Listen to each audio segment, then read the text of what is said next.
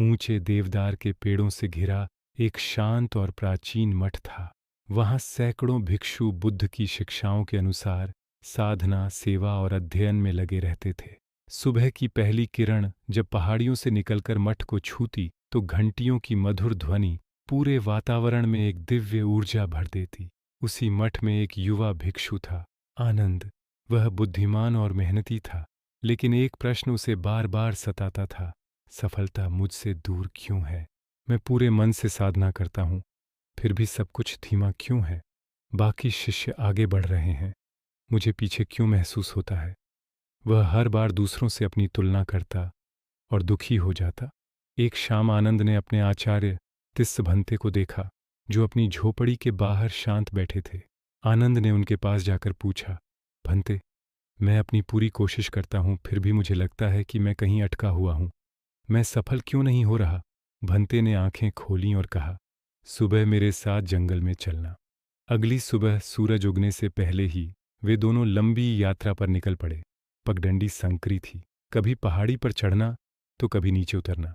आनंद के पैर दर्द करने लगे, पर भंते बिना रुके चलते जा रहे थे। आखिर आनंद थक कर पूछ बैठा, भंते, क्या सफलता इतनी कठिन और दूर है? भंते रुके और एक चट्टान पर बैठ गए। उन्होंने कहा, सफलता कहीं दूर नहीं है आनंद, वह यहीं है। लेकिन इसे समझने के लिए पहले एक कहानी सुनो। भंते ने कहा, बहुत समय पहले इसी पर्वत पर दो युवा शिष्य रहते थे, नंदक और सुध। दोनों ही ज्ञान पाने के लिए उत्साहित थे। एक दिन उनके आचार्य ने उन्हें एक छोटा सा काम दिया। उन्होंने कहा, हर सुबह इस छोटे से पौधे को देखने आना। बस देखना था, छूना नहीं, पानी नहीं डालना, बस हर दिन समय पर आकर देखना। नंदक ने पहले दिन पौधे को देखा और सोचा, ये तो बहुत आसान है। उसने अगले दिन भी देखा, तीसरे दिन भी, लेकिन उसे कोई बदलाव नहीं दिखा। वह चिढ़ गया, इतनी छोटी चीज से क्या ज्ञान मिलेगा?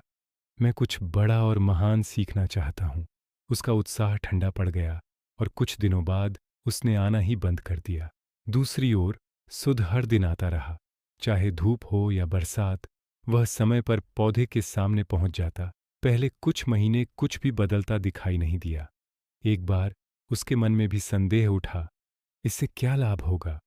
लेकिन फिर उसने खुद से कहा, आचार्य ने इसका कोई कारण जरूर सोचा होगा। शायद मैं अभी समझ नहीं रहा, पर मैं करना नहीं छोड़ूंगा। समय बीतता गया। एक दिन उसने देखा, पौधे पर एक छोटी सी कली निकली है। उसकी आंखें चमक उठीं। वह खुशी से आचार्य के पास गया। आचार्य मुस्कुराए और बोले, जब तुम हर दिन इस पौधे को देखने आए तो सिर्फ पौधे में ही बदलाव नहीं हुआ, तुम्हारे भीतर भी हुआ।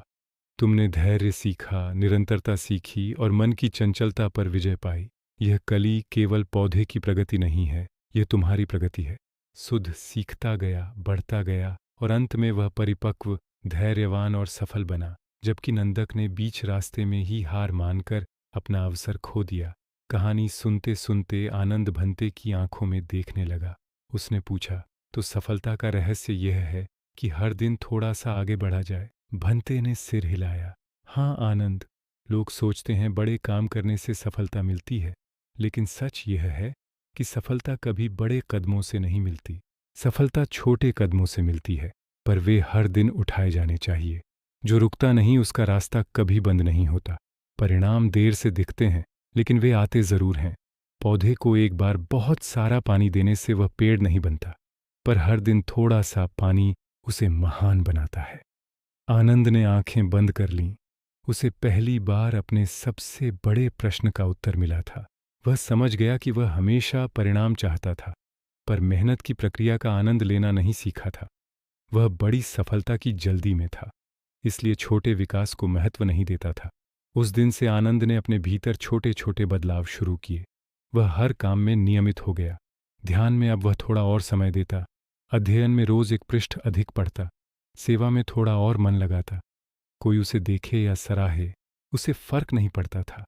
अब उसकी नज़र दूसरों से तुलना पर नहीं, बल्कि अपने विकास पर थी। धीरे धीरे उसके चेहरे पर एक ऐसी शांति उभरने लगी जो पहले कभी नहीं देखी गई थी। समय बीतता गया, मौसम बदलते गए और फिर एक सुबह मठ में एक बड़े समारोह की घोषणा हुई। सभी भिक्षु एकत्रित हुए।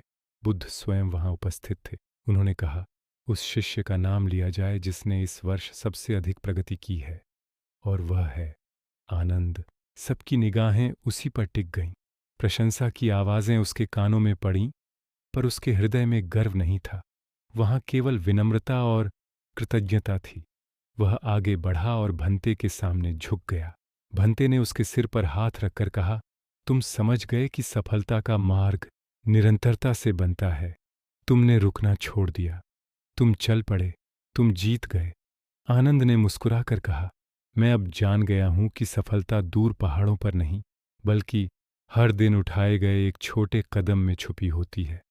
जो इंसान आज थोड़ा सा बेहतर बन जाता है, वह कल बहुत महान बन जाता है। उसने भंते से विदा ली और मठ की सीढ़ियों पर जाकर शांत मन से बैठ गया। उसके सामने सूर्यास्त का सुंदर दृश्य था। हवा में पत्तों की मधुर सरसराहट थी, और वहीं उसे महसूस हुआ